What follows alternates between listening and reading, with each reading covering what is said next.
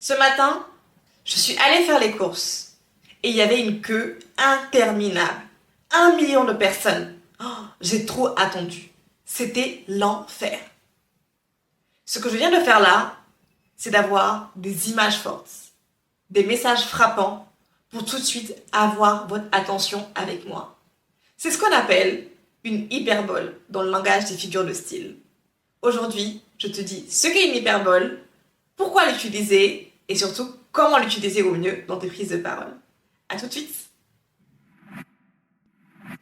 Bienvenue sur Prestance, bienvenue sur la chaîne qui vous aide à vous améliorer en prise de parole.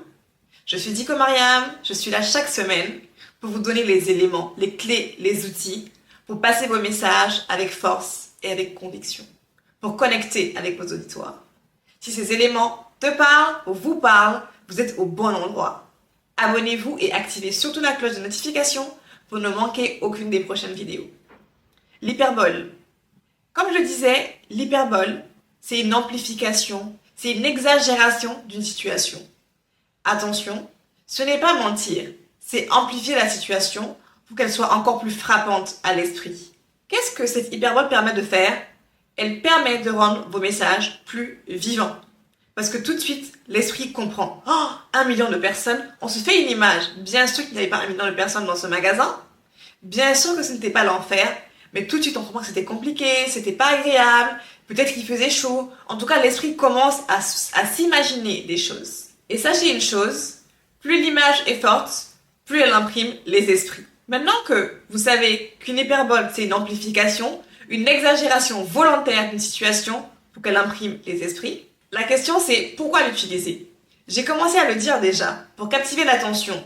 Nous sommes dans une ère où nous avons beaucoup de choses, beaucoup d'informations à la minute, à la seconde même, et il faut arriver à tirer son épingle du jeu lorsque vos messages vous tiennent à cœur et que vous voulez que les publics vous écoutent. Et enfin, je l'ai dit aussi, ça imprime les idées dans la mémoire, dans les mémoires de vos publics.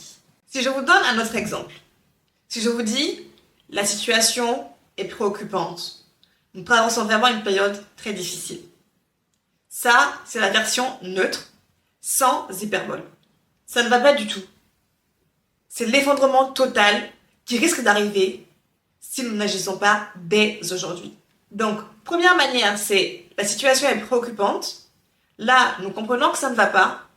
Mais quand je dis c'est l'effondrement total, là, on commence à s'imaginer une terre, des choses qui s'effondrent. Ok, ça ne va pas, c'est l'effondrement total même qui risque d'arriver si on ne fait rien. Vous voyez, c'est ça l'hyperbole. Et je pense que vous commencez aussi à faire le lien avec d'autres éléments que vous avez entendus ailleurs. Maintenant qu'on sait ce que c'est et pourquoi l'utiliser, la question c'est comment est-ce que vous qui suivez la chaîne Prestance pouvez commencer à l'appliquer? 3 conseils pour ça. Le premier conseil, c'est de cibler une émotion. Vous l'avez vu, à chaque fois qu'on veut amplifier, on a une idée en tête déjà. Est-ce que c'est la peur? Est-ce que c'est la joie? Est-ce que c'est la colère? Est-ce que c'est la tristesse? Si je reprends l'exemple de la joie, parce que tout n'est pas tout le temps négatif. Si je veux dire que je suis contente, je vais très bien. Je veux dire, je suis contente, je vais très bien. Je peux aussi dire, je n'ai jamais été aussi bien dans ma vie. C'est une amplification. Est-ce que c'est vrai à l'instant T? Oui, c'est comme ça que je me sens. Et quand je dis à quelqu'un, oui, je vais bien, ou je n'ai jamais été aussi bien dans ma vie, l'impact n'est pas le même. La personne se dit, mais cette personne, je pense qu'elle vit sa meilleure vie en ce moment. Vous voyez, c'est ça l'hyperbole. Et ça peut être dans la joie, comme dans la colère, comme dans la peur, comme dans la tristesse. Donc conseil 1, ayez d'abord en tête quelle émotion vous voulez véhiculer.